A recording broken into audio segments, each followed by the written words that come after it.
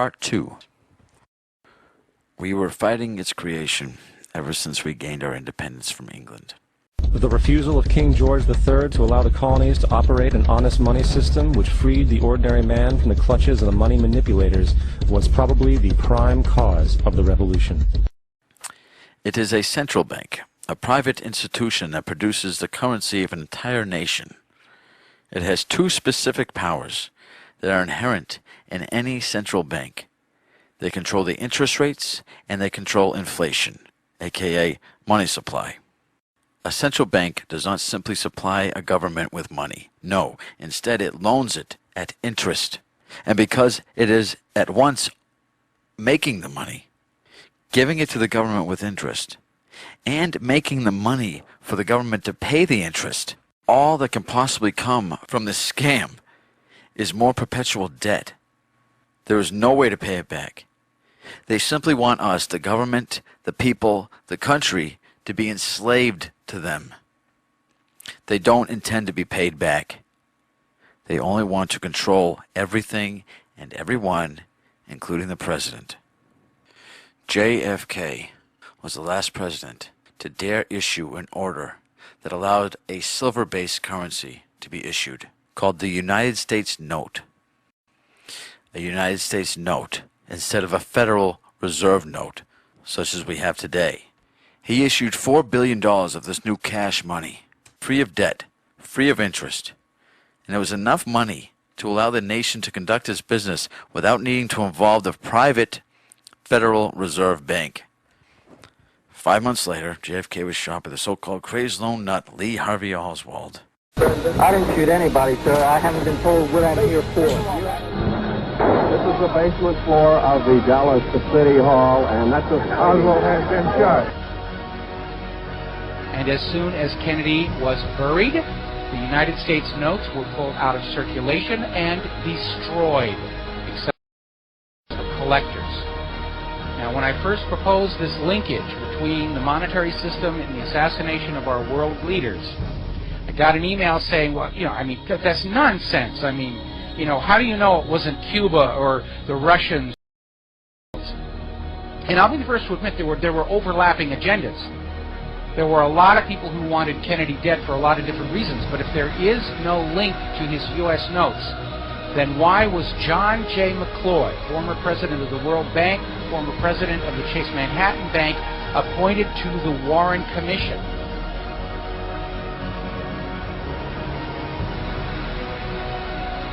I don't care what kind of a man McCloy was.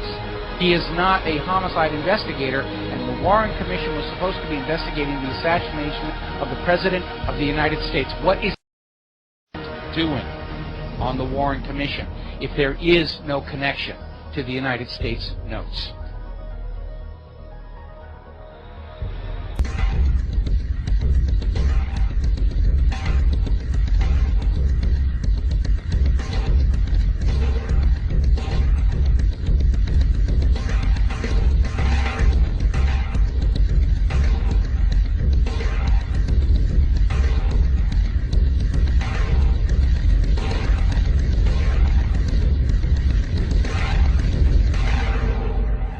By the early 20th century, the U.S. had already implemented and removed a few central banking systems, which were swindled into place by ruthless banking interests.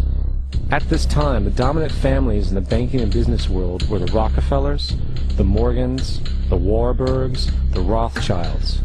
And in the early 1900s, they sought to push, once again, legislation to create another central bank. However, they knew the government and public were very weary of such an institution, so they needed to create an incident to affect public opinion. So, J.P. Morgan, publicly considered a financial luminary at the time, exploited his mass influence by publishing rumors that a prominent bank in New York was insolvent or bankrupt. Morgan knew this would cause mass hysteria, which would affect other banks as well. And it did. The public, in fear of losing their deposits, immediately began mass withdrawals.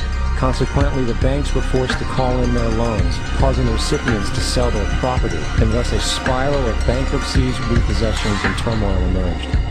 Putting the pieces together a few years later, Frederick Allen of Life magazine wrote, The Morgan interests took advantage to precipitate the panic, guiding it shrewdly as it progressed. Unaware of the fraud, the Panic of 1907 led to a congressional investigation headed by Senator Nelson Aldrich, who had intimate ties to the banking cartels and later became part of the Rockefeller family through marriage. The commission, led by Aldrich, recommended a central bank should be implemented so a panic like 1907 could never happen again. This was the spark the international bankers needed. In 1910, a secret meeting was held at a J.P. Morgan estate on Jekyll Island off the coast of Georgia. It was there that the central banking bill called the Federal Reserve Act was written. This legislation was written by bankers, not lawmakers. This meeting was so secretive, so concealed from government and public knowledge, that the 10 or so figures who attended were told they could only use their first names in addressing each other. After this bill was constructed, it was then handed over to their political frontman, Senator Nelson Aldrich, to push through Congress. And in 1913, with heavy political sponsorship by the bankers, Woodrow Wilson became president, having already agreed to sign the Federal Reserve Act in exchange for campaign support. And 2 days before Christmas, when most of Congress was at home with their families, the Federal Reserve Act was voted in, and Wilson in turn made it law. Years later, Woodrow Wilson wrote, in regret,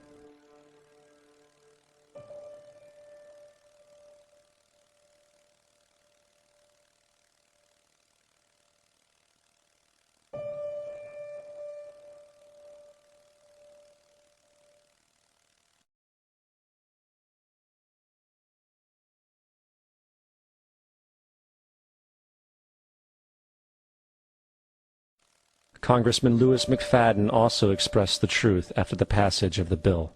A world banking system was being set up here, a superstate controlled by international bankers, acting together to enslave the world for their own pleasure. The Fed has usurped the government. The full movie can be found here. The part about the Fed starts at 1 hour 16 minutes, and like the rest of the video, it is astonishing. Now, I'd like to introduce you to some families of the Fed. For all intents and purposes, the House of Rothschild dominates the world financial machine, along with the House of Morgan, Rockefeller, Kuhn Loeb, Goldman Sachs, DuPont, and others. These are some of the families that created the Federal Reserve. These same families that created the Fed have been looking to control the world for a long time, and are using their old tricks just as filthfully today, with tricks such as enticing wars. To start, these people funded both sides of the Napoleonic Wars during the 1800s. The victor, which was England, that they had lost, when in reality they had won. They spoke England was doomed, so everyone would sell their stocks and get rid of English money. The Fed families then bought all of their stocks for pennies of what.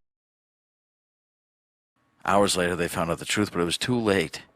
Since that time, the English have been paying their taxes directly to these private. If I can control a nation's wealth, I care not who makes its laws. Nathan Rothschild.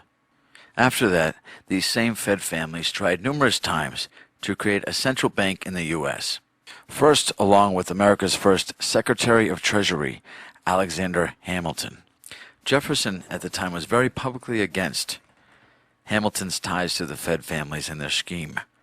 Eventually, Hamilton and Jefferson's Vice President Aaron Burr dueled it out, and Hamilton lost, as did the Fed families, until they tried it again against Andrew Jackson. And when asked what was the greatest accomplishment of his life, he replied, "I killed the banks." Finally, the Federal Reserve family succeeded, and they did it with their practiced dishonorable doctrine of producing our problem to push their solution. They agreed that the people must believe that the people run the bank. So they called it federal to make it seem government run, and reserve to make it seem that it had reserves to back it, neither of which are actually true. So the Federal Reserve was established through the Federal Reserve Act in 1913, and along with it, the federal income tax and IRS. An unconstitutional, direct, unapportioned tax that never actually had the required number of states needed to ratify the amendment. Still, nearly 25% of the average American's income is taken by this tax.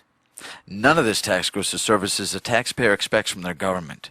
The tax is for and was created so the Federal Reserve would get their interest payments on the money they created out of nothing and loaned to the government. There is no law in existence that requires you to pay this tax, but if you fight it, you'll most likely be in front of a jury of your peers that are intentionally misinformed and misguided into thinking that if you don't pay your taxes, you're not an upstanding and patriotic U.S. citizen, which in most cases is correct, except for this one. I really expected that, of course, there's a law that you can point to in the law book, the code, that requires you to file a tax return. Of course there is. I was a statute that clearly made a person liable, at least not me and most people I know, and I had no choice in my mind except to resign. Based on the research that I did throughout the year 2000 and that I'm still doing, I have not found that law. I've asked Congress, we've asked a lot of people in the IRS commissioners, helpers. They can't answer, because if they answer, the American people are going to know that this whole thing is a fraud.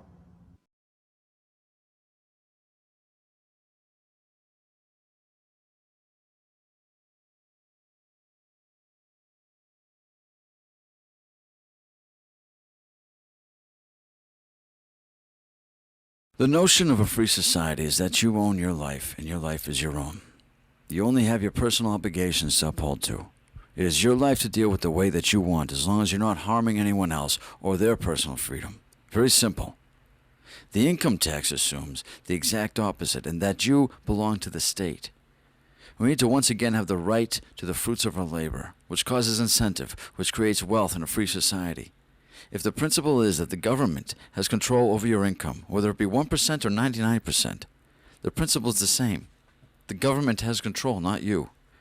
It no longer works for you, you work for it, and it is now a separate entity that will want to succeed, thrive, and grow larger like any business. They are permitting you to keep a certain percentage of your money. It is arcane and uncivilized that they do with your money as they see fit, which is apparently given to offshore international banks, fighting wars for the sole interest of the UN's global cabal, and funding other treasonous projects that have nothing to do with the best interests of the United States.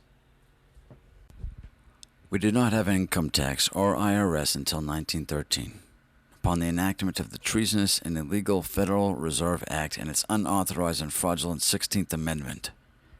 1913 was a very bad year for our country. What will happen in 2013? It may have only taken a century for this cartel to ruin our currency and with it our freedoms, to give us their new world order under their complete control and exchange. Look around.